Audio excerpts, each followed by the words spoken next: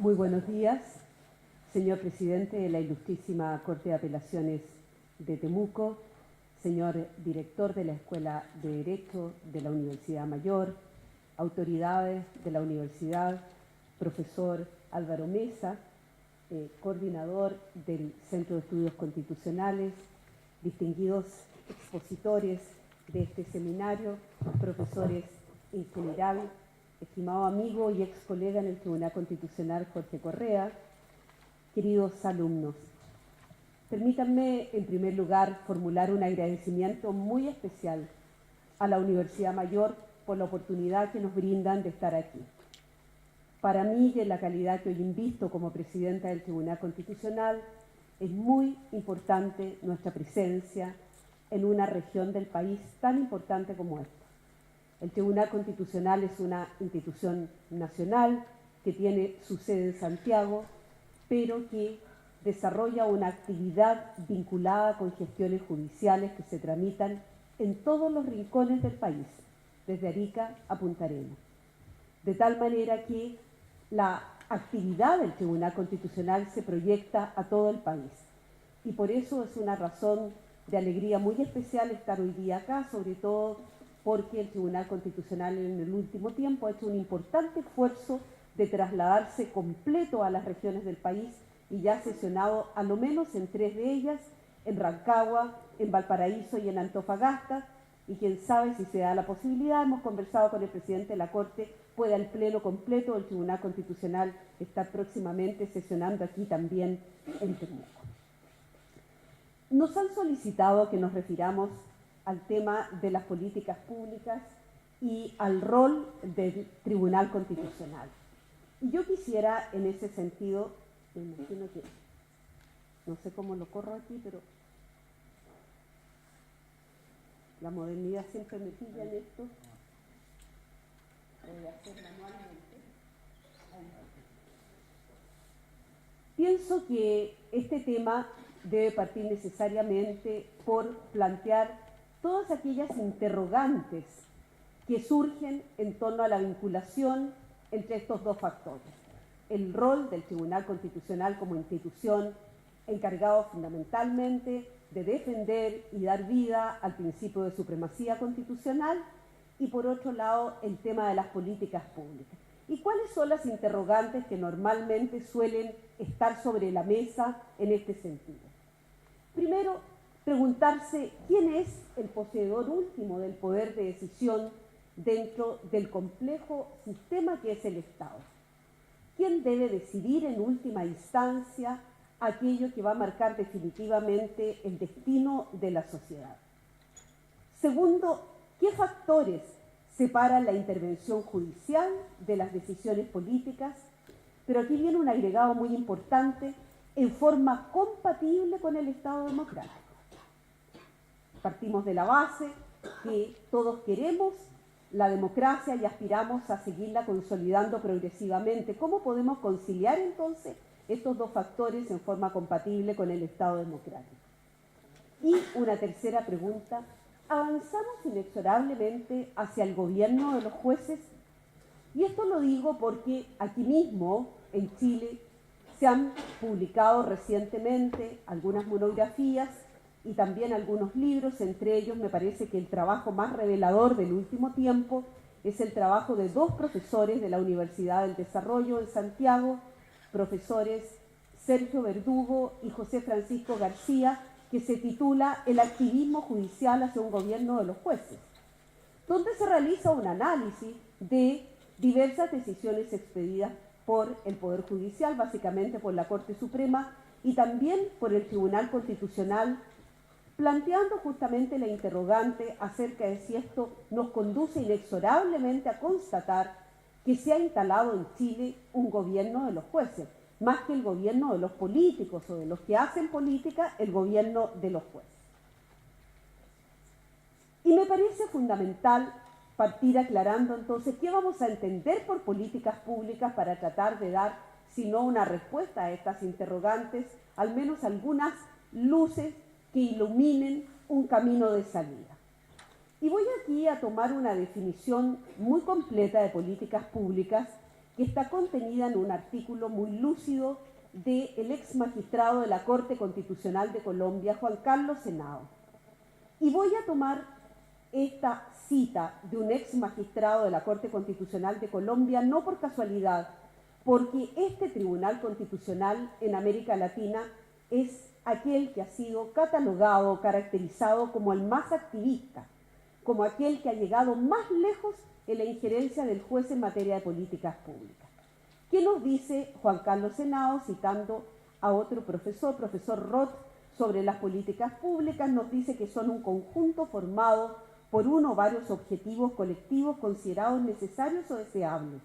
y por medios y acciones que son tratados, por lo menos parcialmente, por una institución u organización gubernamental con la finalidad de orientar el comportamiento de actores individuales o colectivos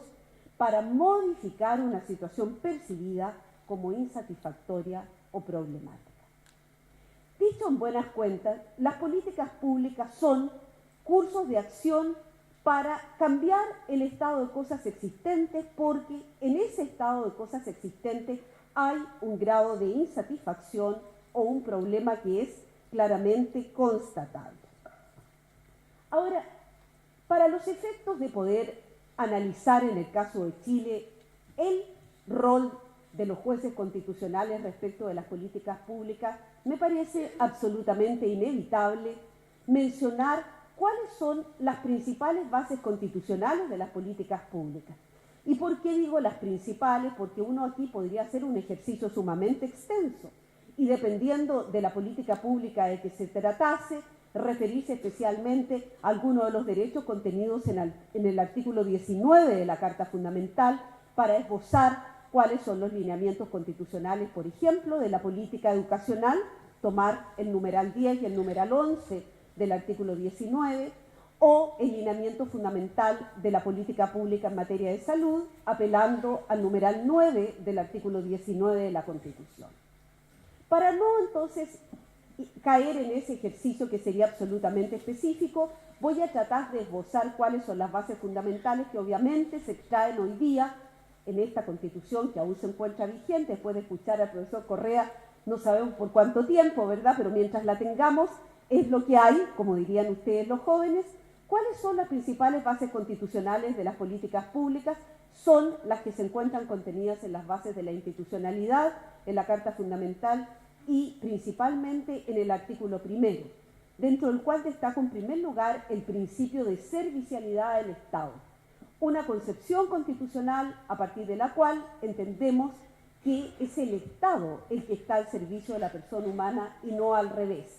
Y tal como decía Camila en su intervención original, que ciertamente la felicito públicamente porque me pareció de gran lucidez, lo que quiere esta Constitución es colocar a la persona como centro de todo el quehacer constitucional. Por lo tanto, también es una base fundamental de las políticas públicas aquella concepción constitucional de la persona que se encuentra en el artículo 1, inciso 1 de la Constitución. Las personas nacen libres e iguales en dignidad y derechos, lo cual va a marcar desde el punto de vista axiológico todo el resto de la decisión constitucional. Esta concepción constitucional de la persona, a su vez, viene acompañada de una concepción constitucional de la familia, según la cual entendemos que este grupo intermedio natural es el núcleo fundamental de la sociedad y que el Estado reconoce y ampara a los grupos intermedios a través de los cuales se estructura y organiza la sociedad, garantizándoles su adecuada autonomía para moverse dentro de sus fines específicos. El principio de subsidiariedad, en consecuencia, es hoy día un elemento articulador fundamental de todas las políticas públicas, principio en virtud del cual entendemos, en términos generales, que la sociedad mayor, tomemos el caso del Estado, debe respetar el legítimo ámbito de desenvolvimiento de las sociedades menores, esto es, que las sociedades menores puedan lograr sus fines con arreglo a sus propios medios y solo en subsidio o de manera supletoria entrar a colaborar con ellas para el logro de las finalidades que no logran obtener por sus propios medios. Asimismo, en materia de políticas públicas, ¿cómo no considerar que el fin del Estado no está entregado a la libre consideración de cada quien en Chile, sino que está definido constitucionalmente como el conjunto de condiciones sociales que permiten a todos y cada uno alcanzar su mayor realización espiritual y material posible. Esta palabra no es menor, posible. Y ello ciertamente con pleno respeto a los derechos y garantías no que establece la Constitución, porque tal como también dijo Camila, las constituciones no establecen los derechos, recogen aquellas exigencias que emanan de la naturaleza humana, los articulan, los consagran y los garantizan. Todo este haz de derechos, que no son solamente hoy día los que están contenidos en el artículo 19 de la Constitución, sino que los que también se contienen en los tratados internacionales ratificados por Chile y que se encuentren vigentes, constituyen el marco limitador de las políticas públicas que se emprendan en Chile. Y por último,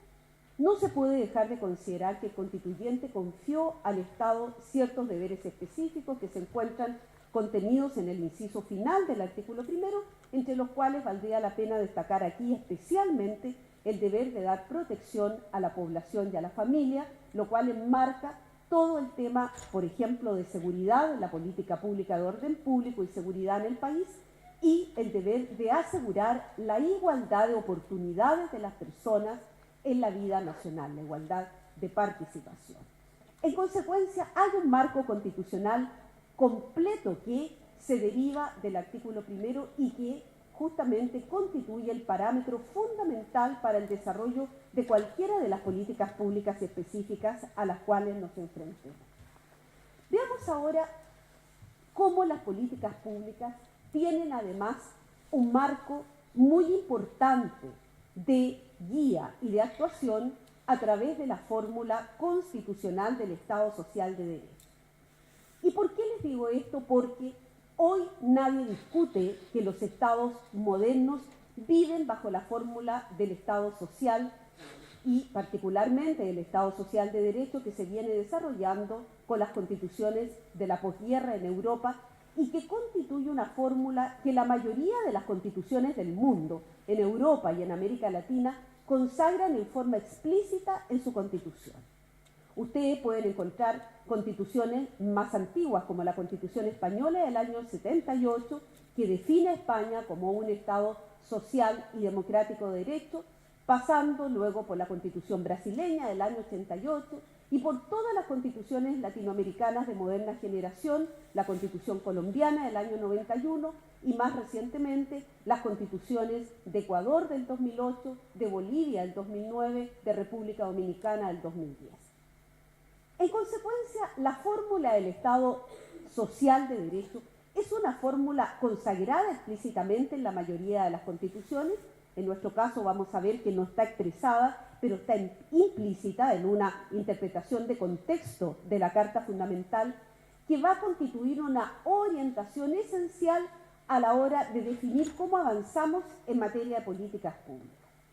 En Chile, digo, no encontramos ningún artículo de la Constitución que diga que Chile vive bajo la fórmula del Estado social y democrático de derecho. Pero ya un trabajo antiguo, pero señero, del año 1983 del profesor de Derecho Constitucional Enzo Solari, presentado en las jornadas de Derecho Público desarrolladas en la Pontificia Universidad Católica de Chile ese año, planteaba como título de su ponencia Chile, un Estado social de derecho. Y con mucha certeza realizaba una interpretación de contexto no solo de las bases de la institucionalidad, sino que de diversas disposiciones contenidas en el artículo 19 de la Carta para llegar a la conclusión de que Chile es efectivamente un Estado social de derecho. ¿Y qué significa esencialmente un Estado social de derecho versus el Estado liberal de derecho que fue el típico de las constituciones del siglo XIX y de la primera parte del siglo XX en todo el mundo? Esto significa fundamentalmente que el énfasis ha pasado desde el valor de la libertad al valor de la igualdad. En el Estado liberal de derecho, la preocupación esencial del constituyente era justamente erigir mecanismos, levantar mecanismos eficaces, garantizadores de la libertad personal para que se constituyera este valor en una cortapisa fundamental al abuso del poder. Esto compatible con esa concepción constitucional según la cual la Constitución era básicamente un instrumento destinado a controlar el poder del Estado. ¿Qué ocurre después del término de las guerras mundiales? Aparece la fórmula del Estado Social de Derecho porque se constata que las sociedades, particularmente las sociedades europeas, han quedado tan devastadas y las diferencias que existen en su interior respecto de la población son tan profundas que obviamente sin descuidar la libertad hay que darle ahora un énfasis particular a la igualdad. Ahora, ustedes dirán, a la igualdad ante la ley, claro, yo les diría que efectivamente se trata de enfatizar la igualdad ante la ley, pero también la igualdad en la ley. Y particularmente para los alumnos aquí presentes, recordarán ustedes que la gran diferencia radica en que la igualdad ante la ley, aquella que está contemplada en el inciso primero del numeral segundo del artículo 19, es aquel principio en virtud del cual debemos tratar de la misma manera las situaciones que son iguales y debemos introducir adecuadas diferencias para aquellas situaciones que son efectivamente disímiles. Por eso, por ejemplo, es que hay disposiciones laborales que cautelan la particular situación de la mujer embarazada, sin que ello signifique una violación o una transgresión de la igualdad ante la ley, porque está reconociendo diferencias legítimas, así como, ¿verdad?, en muchos otros campos que se refieren a la discapacidad y otros. La igualdad en la ley, en cambio, que ustedes la encuentran hoy día recogida en el inciso segundo del numeral segundo del artículo 19 de la Carta Fundamental, es aquella que prohíbe las discriminaciones arbitrarias. Es decir, este inciso segundo, referido a la igualdad en la ley, ha llevado a que los jueces, y particularmente los jueces que dentro del Poder Judicial y también el Tribunal Constitucional resuelven conflictos vinculados a la igualdad en la ley, tengamos que aplicar modernamente lo que se denomina el triple test. Un test que para determinar si hay o no arbitrariedad nos lleva a examinar la necesidad de la medida de diferenciación, la idoneidad de esa misma medida y su proporcionalidad en sentido estricto. Vale decir, hasta qué punto el sacrificio del derecho resulta compatible, adecuadamente compatible, agregaría yo, con la finalidad que la norma ha querido introducir. En consecuencia, podríamos decir que hoy día los problemas de igualdad son los problemas que definen el Estado social de derecho, compatible con lo que decía hace un momento atrás mi ex colega Jorge Correa. Una sociedad como la chilena tiene hoy fundamentalmente problemas de igualdad, pero son los problemas, agregaría yo, que tiene el Estado social de derecho en todas partes del mundo. Pasemos a la siguiente fórmula para demostrarles cómo la fórmula del Estado social de derecho desde el punto de vista constitucional está impactando fuertemente en el razonamiento del juez constitucional. Y quiero aquí traerles a colación dos fallos de tribunales constitucionales que han aplicado esta fórmula de manera muy señera y de manera muy notoria, como es el caso, ya lo anticipaba, de la Corte Constitucional de Colombia, que en una sentencia del año 2009 nos ha dicho: las medidas que en el marco de un Estado social de derecho se adopten por las autoridades con el propósito de asegurar y promover condiciones de vida dignas para la totalidad de la población han de consultar la realidad fáctica sobre la cual habrán de surtir efectos, aspecto que entonces es preciso tener en cuenta cuando se trata de evaluar la constitucionalidad de tales medidas. Es decir, la Corte colombiana está diciendo que los jueces constitucionales podemos evaluar la constitucionalidad de las políticas públicas en la medida que ellas propendan efectivamente a condiciones de vida más dignas. ¿Qué ha dicho por su parte el Tribunal Constitucional de República Dominicana? Este es un voto disidente de dos magistrados, Acosta de los Santos y Reyes, que me pareció particularmente relevante para efectos de este análisis. Ha dicho que en el orden de las políticas públicas que debe implementar el Estado para garantizar el principio de igualdad, se establece la obligación de cargo del Estado de promover condiciones jurídicas y administrativas para que la igualdad sea real y efectiva. ¿Qué está diciendo este voto de dos magistrados dominicanos? Está, podríamos decir, constriñendo o está señalándole a las autoridades públicas un camino, y ese camino es el de establecer efectivas condiciones jurídicas para que la igualdad sea real. Estoy hablando de una sentencia muy reciente del año 2012. ¿Y qué ha dicho en la siguiente transparencia el Tribunal Constitucional de Chile, nuestro propio tribunal? Ha dicho en sentencia ROL 1273 del año 2010 que desde la perspectiva conceptual la igualdad presenta una doble dimensión. Por una parte, la igualdad como principio según el cual los individuos, sin distinción alguna, tienen la misma aptitud jurídica. Ya vamos a ver que eso en el lenguaje o en la dogmática constitucional se denomina la igualdad de trato, que es la que se encuentra en el inicio de la formulación constitucional del número 2 del artículo 19 de nuestra Carta Fundamental. Por otra parte, está la igualdad como ideal de igualdad efectiva, que las normas e instituciones deben lograr en forma progresiva, atenuando las desigualdades de hecho. Fíjense ustedes que, pese a que nosotros no tenemos en la Constitución la consagración explícita de la fórmula del Estado Social de Derecho, y este imperativo de promover una igualdad real y no solo formal, razonamos en clave constitucional en forma muy similar a cómo lo están haciendo el resto de las Cortes Constitucionales del continente, que sí ocupan la fórmula del Estado Social de Derecho en punto a la promoción de una igualdad real y efectiva. Vamos a ver a continuación, para seguir avanzando en el rol del juez constitucional en el ámbito de las políticas públicas, cuáles son, en nuestro concepto, los principales imperativos que se le imponen hoy día al juez constitucional. La verdad es que este listado podría ser muchísimo más largo, pero yo he querido destacar esta mañana aquellos aspectos que constituyen, podríamos decir, exigencias ineludibles o insoslayables en la labor diaria que tenemos de resolver conflictos en materia constitucional. En primer lugar, el primer imperativo a considerar es la fuerza normativa directa de la Constitución. La verdad es que la gran diferencia, y sobre todo lo digo para los jóvenes aquí presentes esta mañana, la gran diferencia entre quienes estudiamos Derecho Constitucional hace mucho tiempo, no voy a decir cuánto, y ustedes, es que ustedes están estudiando a la Constitución como una norma jurídica directamente vinculante. La antigua concepción de la Constitución era muy similar a la que denunció Ferdinand Lassalle en una conferencia magistral a fines del siglo XIX en Francia, cuando decía: la Constitución es una mera hoja de papel, la Constitución es una carta de navegación o un conjunto de principios que se plasman en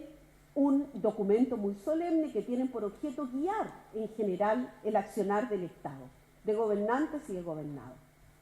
No se pensaba realmente que la Constitución era una norma jurídica directamente vinculante, a diferencia de lo que hoy día se postula sin ningún voto disidente. Todo el mundo está de acuerdo en que hoy día la Constitución es una norma jurídica directamente vinculante. Y por eso los jueces aplicamos la Constitución para resolver los conflictos de la misma manera que el juez ordinario aplica el Código Penal o el Código del Trabajo o el Código Procesal Penal para la resolución de los conflictos que a ellos son sometidos. Hay aquí entonces un primer hecho de la causa. Nosotros trabajamos con un instrumento jurídico, la Constitución, que es una norma jurídica directamente vinculante, no está escrita simplemente para iluminar el quehacer del Estado. Consecuencia de que la Constitución es una norma jurídica directamente vinculante, viene una segunda afirmación, y es que en las constituciones hoy día no existen cláusulas programáticas, es decir, disposiciones que estén escritas en la Constitución y que no tengan posibilidad de cumplirse. Por eso me parece muy pertinente el título de la primera exposición del profesor Correa: ¿qué derechos deben consignarse en la Constitución? Porque dependiendo de la decisión que adopten los órganos democráticos, quienes tienen que realmente adoptarla,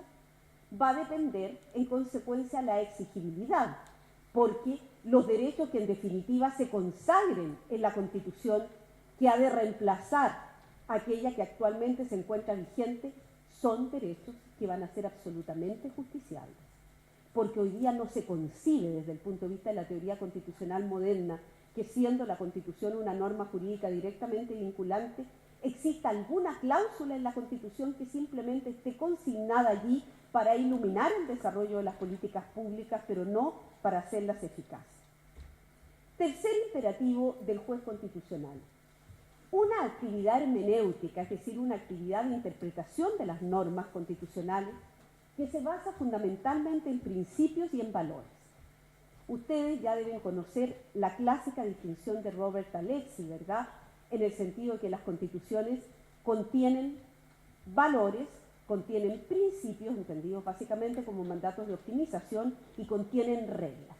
Pues bien, hoy día, en el contenido de las constituciones modernas, las más importantes no son las reglas, como aquella que dice que el presidente de la República, por lo menos esto es lo que dice hasta hoy, ¿verdad?, no sabemos pasado mañana, el presidente de la República dura 4 años sin posibilidad de reelección. Esa es una regla constitucional. ¿Y por qué es una regla? Porque no admite una doble interpretación. Tiene una sola mirada posible desde el punto de vista de su cumplimiento. Sin embargo, las constituciones modernas están dotadas en su mayoría de una cantidad de valores y principios que corresponden más bien a lo que denominamos conceptos jurídicos indeterminados,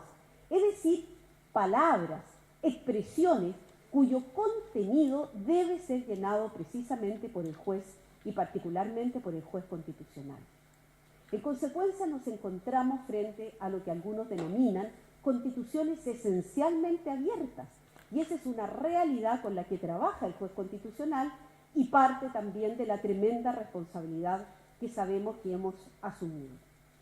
Y al mismo tiempo, me parece que un cuarto imperativo en la labor del juez constitucional tiene que ver con la ineludible influencia de los principios, yo no digo del derecho, sino de los principios derivados del derecho internacional, de los derechos humanos,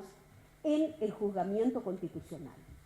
Aquí yo no quisiera referirme, salvo que ustedes lo plantearan por la vía de las preguntas, a esta compatibilidad, que es todo un tema constitucional,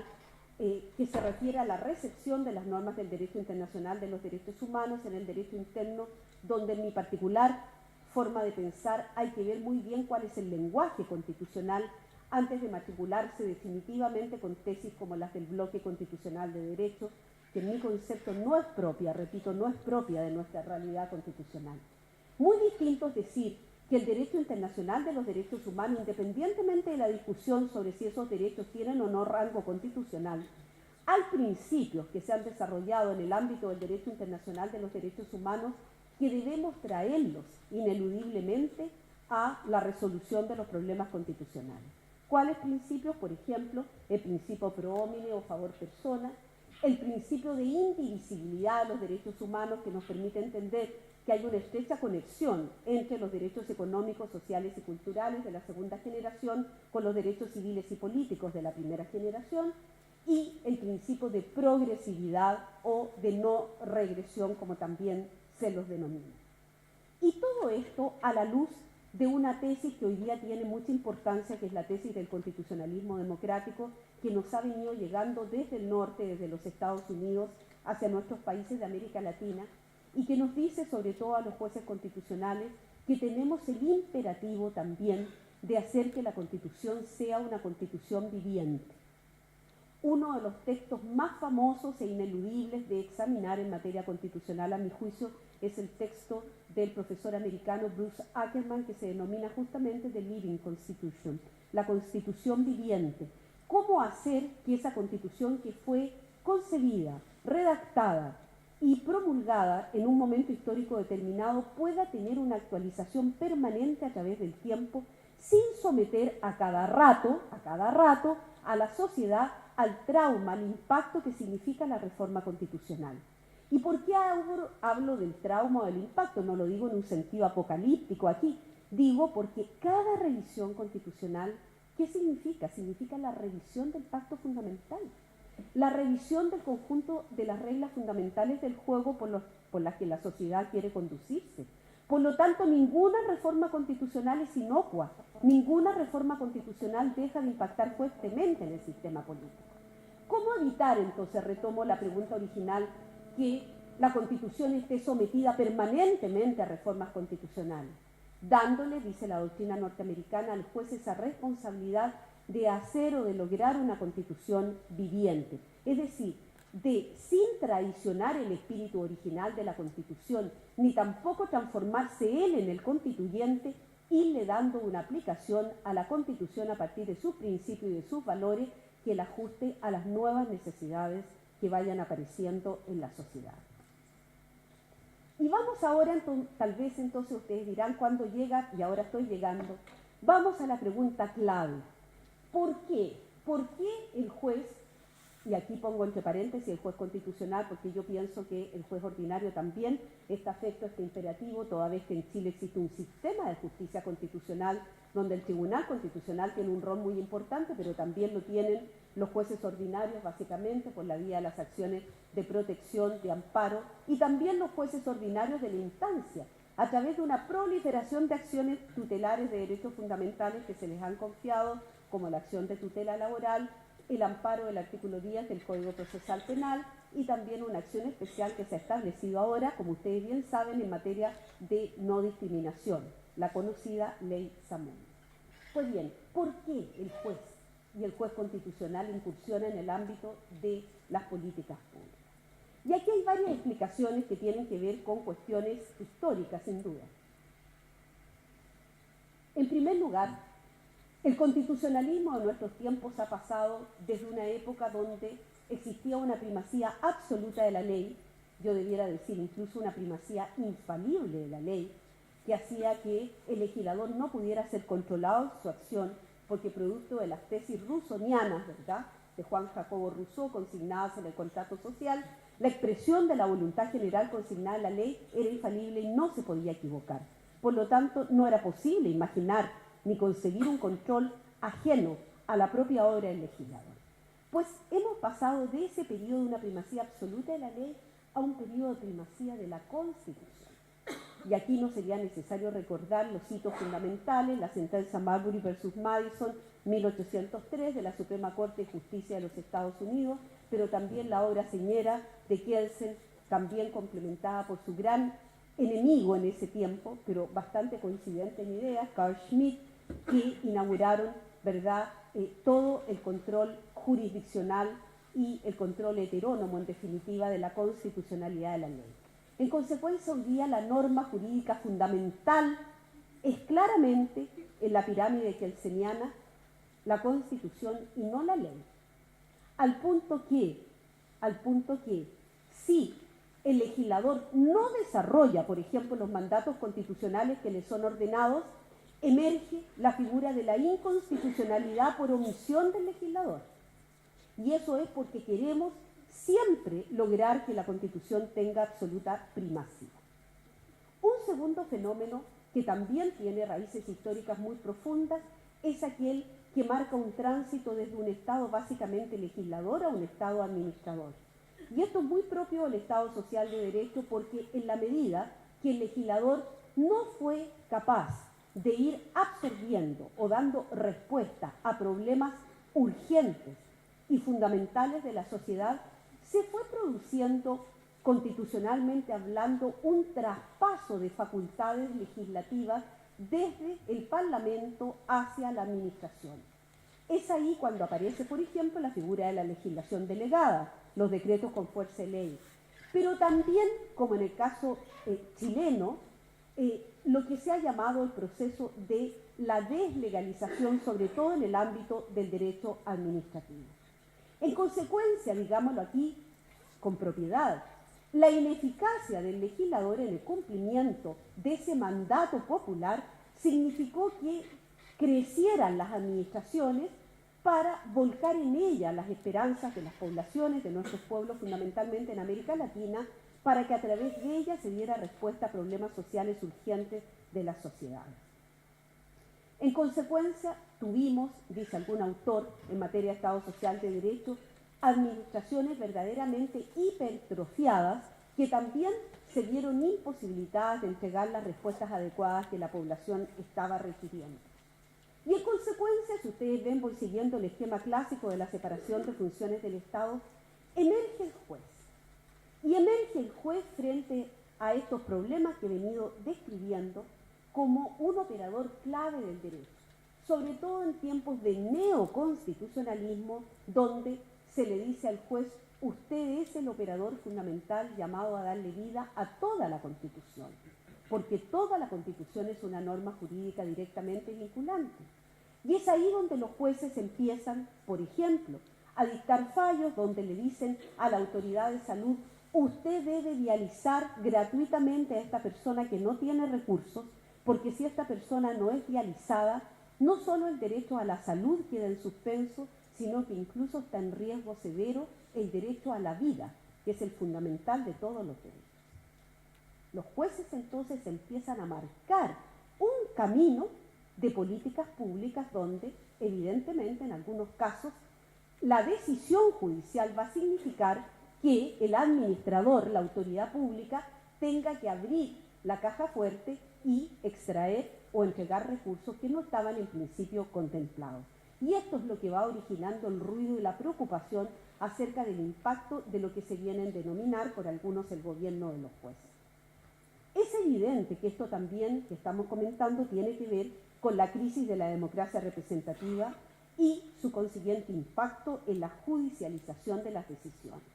No es este el momento ni el lugar para hacer una clase completa de por qué la democracia representativa está en crisis, pero bastaría que ustedes, los jóvenes aquí presentes, entraran, por ejemplo, al sitio Latin Barómetro, que es una encuesta bastante seria que en América Latina mide el grado de percepción de las poblaciones frente a la democracia, frente al Estado de Derecho, frente a la naturaleza de la política que existe en nuestras sociedades. Y se van a dar cuenta cómo los porcentajes de desaprobación hacia el rol de los parlamentos, hacia la credibilidad de los partidos políticos y de los representantes de los partidos políticos en los parlamentos ha ido crecientemente en descenso. Tema, por supuesto, respecto al cual no estoy planteando ninguna novedad. Y por último, nuevamente ponemos aquí el constitucionalismo democrático, porque también el constitucionalismo democrático es una tesis que está diciendo al juez: mire, usted no solamente debe considerar aquellos imperativos que fluyen de la misma Constitución, sobre todo a la hora de tutelar los derechos fundamentales, sino que también debe escuchar lo que están diciendo en la calle. Y esto es muy significativo en tiempos en que los movimientos sociales, los indignados en Europa, los movimientos que pudimos observar en Brasil previo y coetáneo a la realización del Mundial de Fútbol y los que aquí mismo se desarrollan en Chile, están llamando la atención sobre la ineficacia de ciertas políticas públicas. Entonces, también ahí hay un nuevo llamado al juez que explica por qué el juez ha debido incursionar en ámbitos que en principio no eran los propios de su rol. Yo quisiera a continuación demostrarles en una cita que también está extraída de un profesor colombiano que, como decía, es el lugar donde estos temas han tenido una expresión más extrema, cómo esto va siendo una realidad. Y el profesor Elber Mauricio Sandoval ha dicho en el año 2010 en Colombia que cuando la acumulación de circunstancias anormales alcanza tal punto que se crea un conflicto por el que esto irregular parece ser la regla general en medio de una marcadísima disfuncionalidad social, aparece el juez para dictar medidas o determinar el antídoto que puede conjurar la crisis de eficacia del sistema político.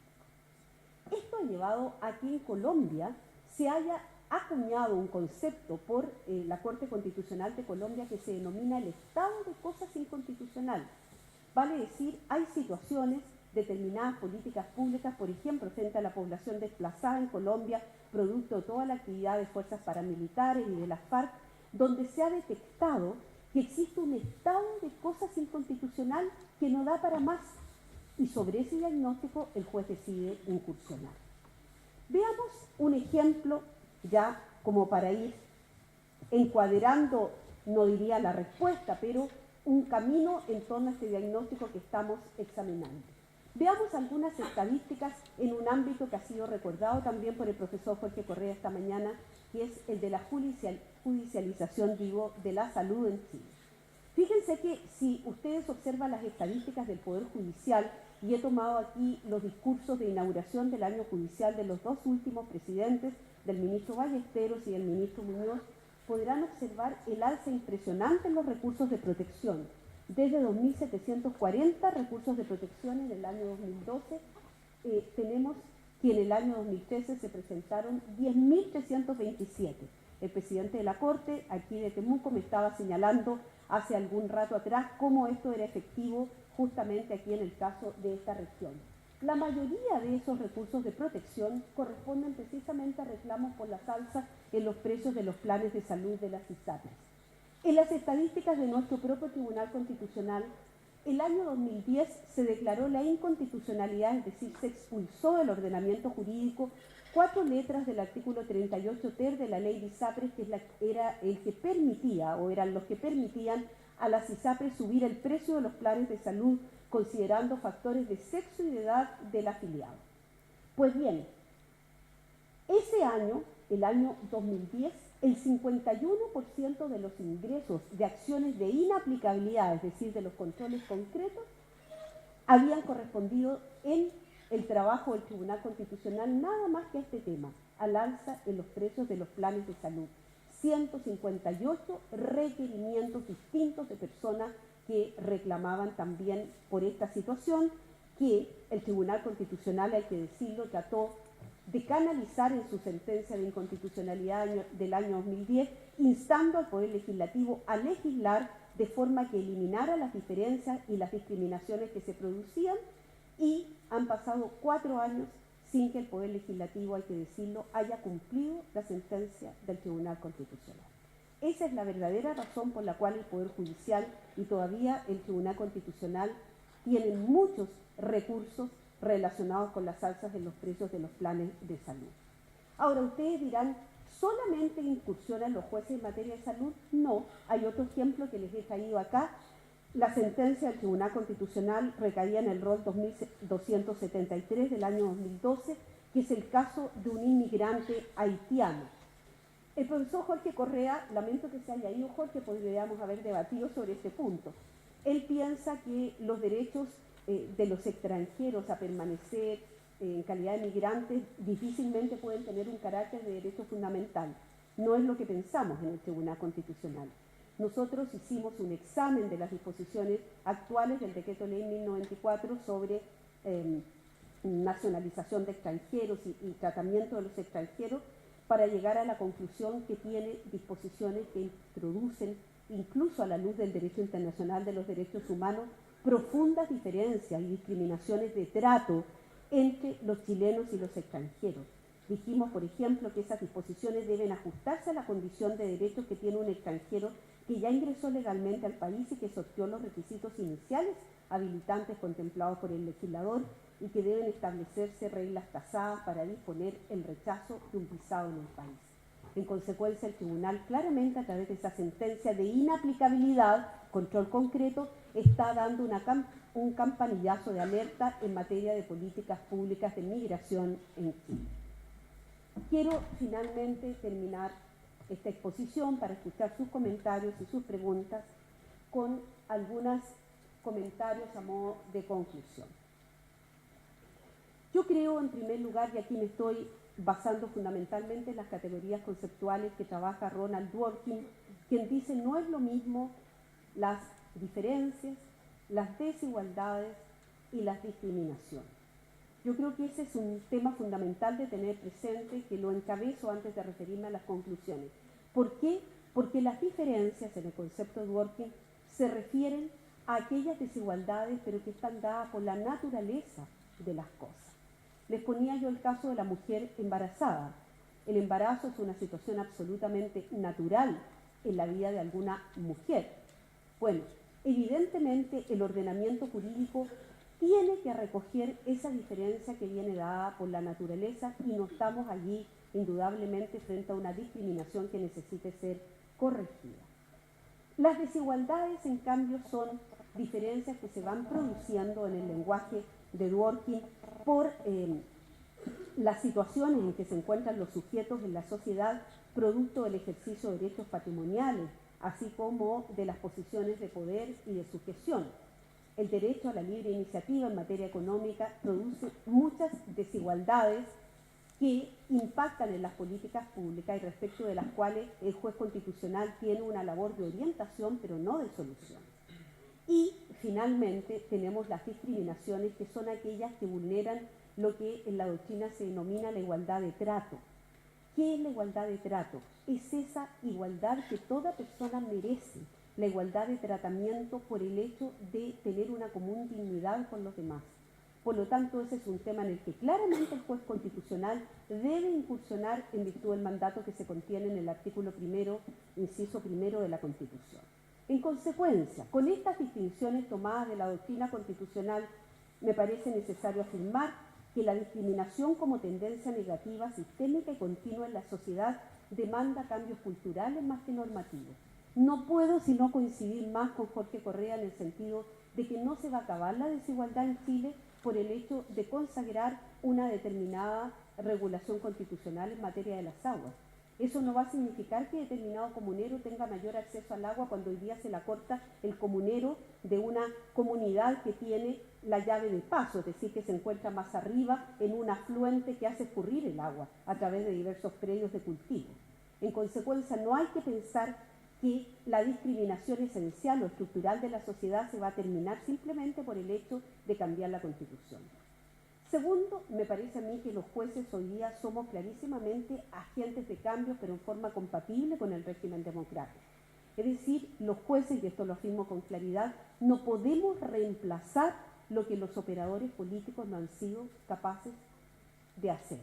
Vale decir, aquellos acuerdos políticos a los que se refería el profesor Jorge Correa deben seguir siendo operados en materia de políticas públicas por fundamentalmente los órganos colegisladores, sobre todo en lo que dice relación con aquellas desigualdades o discriminaciones que dicen relación con la igualdad de oportunidades en la sociedad. Las Cortes entonces están llamadas a jugar un rol esencial en la superación de las diferencias que expresan una transgresión a la igualdad de trato, es decir, aquel desconocimiento de lo que es la común dignidad de las personas y en el reconocimiento de las desigualdades que vulneran el derecho a un igual tratamiento, vale decir, a una igualdad de oportunidades. En este segundo aspecto me parece a mí que lo que los jueces podemos hacer es utilizar cierta categoría de sentencias como son las sentencias exhortativas para llamar a los operadores políticos a que corrijan esas desigualdades. Indudablemente sería muy delicado, y con esto termino, desde el punto de vista del delicado equilibrio que supone la democracia y el respeto a las competencias de cada quien dentro de la democracia, que los jueces definitivamente suplantáramos la voluntad de aquellos que han sido democráticamente electos. Eso era lo que les quería plantear esta mañana. Les agradezco mucho haberme escuchado. Muchas gracias.